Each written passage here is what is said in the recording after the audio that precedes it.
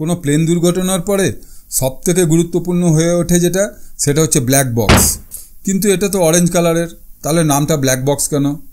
কিছু এক্সপার্টের মতে শুরুতে এটা ব্ল্যাক কালারের হতো, আর কারো কারো মতে অ্যাক্সিডেন্টে যখন সব কিছু পুড়ে কালো ছাই হয়ে যায় তখন এটা কাজে আসে, সেই জন্য এর নাম ব্ল্যাক বক্স। আজ আমরা জানবো যে এটার ভিতরে কী রহস্য লুকানো থাকে।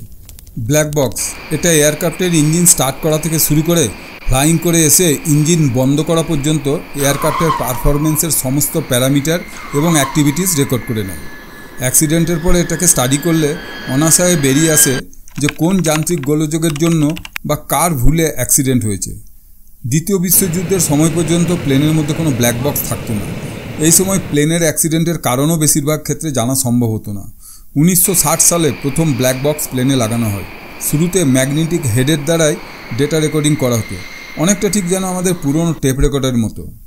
বর্তমানে এই কাজটা মেমোরি চিপ বা হার্ড ডিস্ক দ্বারা করা হয়। এয়ারক্রাফটের speed, altitude, engine RPM, engine temperature, G load, কখন ল্যান্ডিং গিয়ার, ফ্ল্যাপ বা অন্য কোনো কন্ট্রোল সারফেস অপারেট করা ইত্যাদি সব কিছুর ইনফরমেশান এর মধ্যে রেকর্ড করা হয়ে থাকে। প্রয়োজনে এটা কয়েকশো ডেটা রেকর্ড করতে পারে। এই সিস্টেমটা কাজ করে কি করে? উদাহরণ হিসাবে মনে করেন পাইলট ল্যান্ডিং গিয়ারটা নিচে করছে, তখন ল্যান্ডিং গিয়ারটা নিচে এসে লক হয়ে যায়। তখন এখানে একটা সেন্সার এটাকে রেকর্ড করে নেয় এবং এই সিগন্যালটা পাঠিয়ে দেয় ফ্লাইট ডাটা রেকর্ডারের হার্ড ডিস্কে। একই সাথে এটাও রেকর্ড করে নেয় যে ল্যান্ডিং গিয়ার অপারেট করার সময় এয়ারক্রাফটের গতি, উচ্চতা এবং অন্যান্য অবস্থান কী ছিল। একই রকমভাবে বিভিন্ন জায়গার অ্যাক্টিভিটিসের সিগন্যাল এই হার্ড ডিস্কে কন্টিনিউয়াস রেকর্ড হতে থাকে। আরেকটা জিনিসও রেকর্ড হতে থাকে, সেটা হচ্ছে ককপিটের অডিও। এর জন্য রয়েছে ককপিট ভয়েস রেকর্ডার বা সিভিআর। এটা কি রেকর্ড করে? এটা রেকর্ড করে পাইলটের সাথে পাইলটের কথা, পাইলটের সাথে এটিসির কথা, পাইলটের সাথে অন্য ক্রু মেম্বারদের কথা, সুইচ অন অফ করার আওয়াজ, লিভার, প্যাডেল, থ্রোটাল এগুলো অপারেট করার আওয়াজ, এক কথায় সব কিছুর আওয়াজ। এইসবের জন্য ককপিটের বিভিন্ন জায়গায় মাইক লাগানো থাকে। এখন প্রশ্ন হচ্ছে, অ্যাক্সিডেন্টের পর কখনো কখনো এয়ারক্রাফটটা তো টুকরো টুকরো হয়ে গিয়ে আগুন লেগে যায়। এই অবস্থায় হার্ড ডিস্কটাকে অক্ষত রাখা যায় কি করে? এটা নিরাপদ ঘর হচ্ছে ব্ল্যাক বক্স।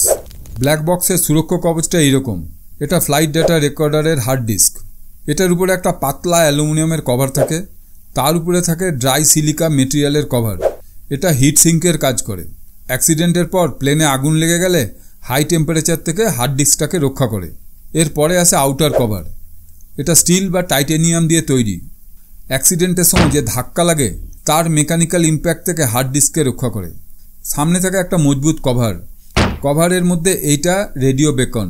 অ্যাক্সিডেন্ট যখন সমুদ্রের উপরে ঘটে তখন এই সবুজ অংশটা, যেটা একটা সেন্সার, এটা জলের সংস্পর্শে এলে এটা অ্যাক্টিভ হয়ে রেডিও বেকনটাকে অন করে দেয়, আর রেডিও বেকনটা একটা রেডিও সিগন্যাল রেস্কিউ টিমের উদ্দেশ্যে ছাড়তে থাকে এবং ব্ল্যাক বক্সটাকে খুঁজে পেতে সাহায্য করে।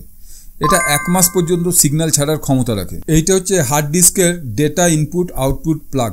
তৈরি হওয়ার পর কিছু কঠিন টেস্টের মধ্যে দিয়ে এটাকে পেরোতে হয়। এটাকে নোনা জলের মধ্যে 1 মাস রাখা হয়। এটাকে প্রেসারাইজ নোনা জলের মধ্যে 24 ঘন্টা রাখা হয়। এটাকে 1100 ডিগ্রি টেম্পারেচারের মধ্যে 1 ঘন্টা রাখা হয়। এসব টেস্ট করার পর হার্ড ডিস্কটা যদি ঠিকঠাক থাকে তবেই এটাকে ব্যবহারের উপযোগী ঘোষণা করা হয়। এখন প্রশ্ন হচ্ছে, এটাকে প্লেনের কোনখানে ফিট করা যায়? অ্যাক্সিডেন্টের পর প্লেনের ধ্বংসাবশেষ স্টাডি করে দেখা গেছে যে প্লেনের ভার্টিক্যাল স্টেবিলাইজারটা বেশিরভাগ সময় অক্ষত থাকে।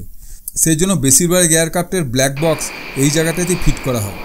অ্যাভিয়েশনের দুনিয়াতে ব্ল্যাক বক্স আজ অত্যন্ত গুরুত্বপূর্ণ একটি ইকুইপমেন্ট। অ্যাক্সিডেন্ট কিসের জন্য হয়েছে বা কার জন্য হয়েছে সেটা চিহ্নিত করে এবং ভবিষ্যতে কিভাবে এই ধরনের অ্যাক্সিডেন্ট আটকানো যায় সেই দিকে পদক্ষেপ নিতে সাহায্য করে। ভিডিওটা ভালো লাগলে লাইক ও সাবস্ক্রাইব করার অনুরোধ রইল। ভিডিওটা দেখার জন্য ধন্যবাদ।